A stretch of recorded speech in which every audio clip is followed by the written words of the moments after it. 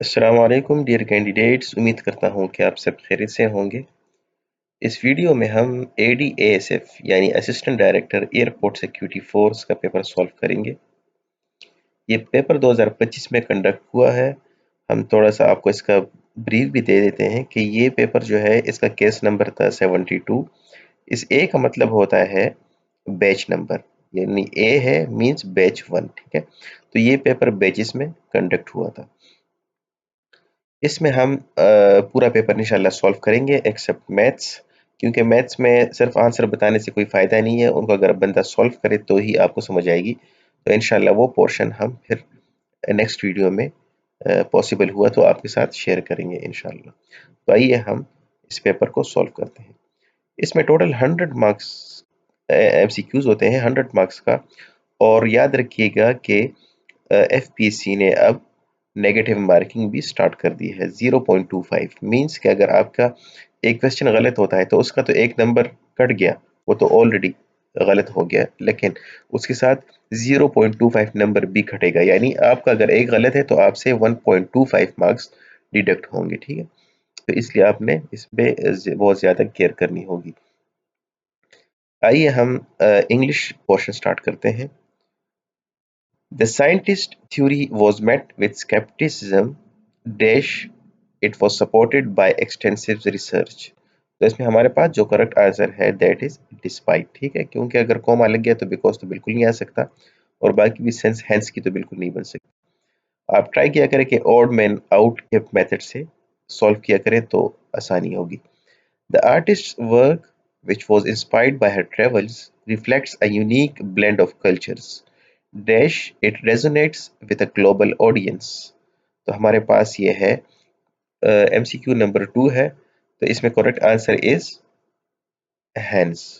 अगर आप देखें, the artist's works which was inspired by her travels reflects a unique blend of cultures. Hence, it resonates with a global audience. Question number 3 is the author's argument was so dash that it left no room for opposing viewpoints। Ambiguous तो नहीं आ सकता, क्योंकि ambiguous होता तो फिर view points के लिए जगह मिलती। ठीक है, यहाँ पर उसने कह दी कोई स्पेस नहीं मिली, तो it means irrefutable. Now the next portion is what is the underlined part of the sentence? Our baby never cries at night। तो दिस इज हमारे पास ये एडवर्ब है। Question number 5 is we were told to save electricity. ठीक, तो अब इसमें जो अंडरलाइन पोर्शन है, ना ये क्लॉज है, ना एडजेक्टिव फ्रेज है, ना ये एडवर्ब फ्रेज है, तो this is none of this. अच्छा, हमारे पास इंग्लिश के लिए बहुत अच्छी बुक है, मतलब बुक नहीं है कि आपको समझाने के लिए, वो स्पेसिफिकली इन एग्जाम्स के लिए बनाई गई है, और वो आज से नहीं है, वो तकरीबन 1995 से स्टार्ट है। तो इंग्लिश में तो कोई चेंजेस तो नहीं आए ना। तो अगर आप वो बुक देख लें तो इंशाल्लाह आपको वो बुक बहुत पसंद आएगी। उसमें आपके पास डिफरेंट एक्सरसाइज हैं, आप डेली 3-4 एक्सरसाइज सॉल्व करें तो आपके लिए वो बहुत ही बेहतर रहेगा। Question number 6 is do as directed. What is the correct plural form of crisis? तो ये हमारे पास क्राइसिस है, या हमारे पास क्राइसिस IS के साथ है, या क्राइसिस ES के साथ है। तो the correct answer is option C. Identify the correct form of the adjective in the sentence. This is the dash restaurant in the town। So question number 7 is good। This is the good। अब देखिए यहाँ पर the आ गया। ठीक है, तो this is the better भी नहीं हो सकता, this is the best restaurant in town। ये हमारे पास 7 MCQs पूरे हो गए हैं। नेक्स्ट हमारे पास है change the voice. This political party wants increase its membership. तो हमारे पास मेंबरशिप वांट्स नहीं हो सकता, to increase its membership is wanted नहीं हो सकता, इट्स मेंबरशिप इज वांटेड बिल्कुल कोई सेंस नहीं बन रही, तो इसमें हमारे पास कोई करेक्ट नहीं है। तो the correct answer is none of these. Question number 9 is the organizers should have warned us in advance। We should have been warned by the organizers। अगर आपने ये रूल्स पढ़े हो ना, तो अगर आप सेंटेंस पढ़ेंगे तो आपको खुद ब खुद पता चल जाता है कि कौन सा सेंटेंस बिल्कुल सेंस नहीं बना रहा। देखिए, अब अ वार्निंग, ठीक है, इन एडवांस कोई सेंस नहीं बन रही। ये बहुत सिंपल है, तो हमारे पास correct answer is 9A। Question number 10 is, we said to the travel agent, is there a lake in the valley? तो हमारे पास इसमें करेक्ट आंसर कौन सा होगा? We asked the travel agent if or not, कोई सेंस नहीं बन रही।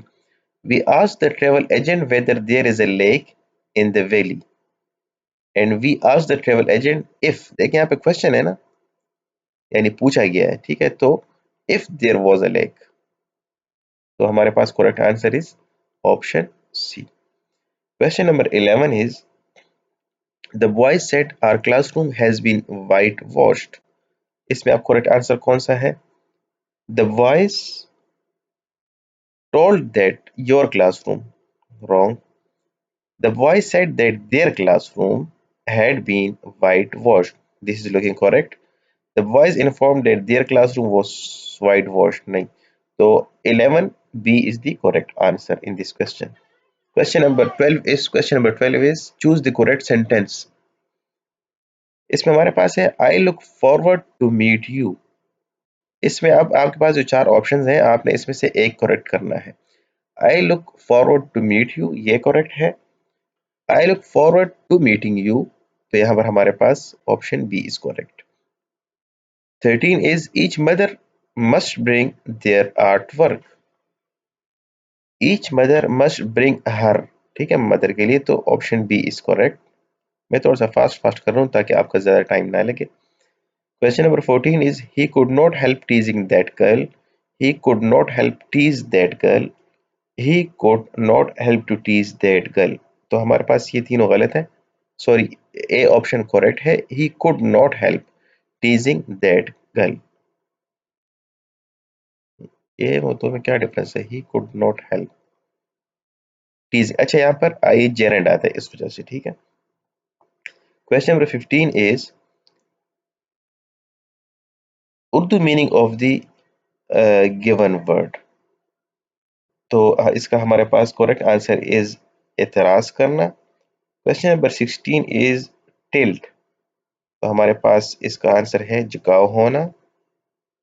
17 is choose the most appropriate meaning to the idiom. To be Greek, तो हमारे पास इसका आंसर जो है ऑप्शन टू बी कन्वेंशनल नहीं है, to be opponent, to be ये इंटेंजिबल नजर आ रहा है, इसमें थोड़ा क्लियर नहीं है, लेकिन option C is the correct answer. Sorry. Question number 19 is,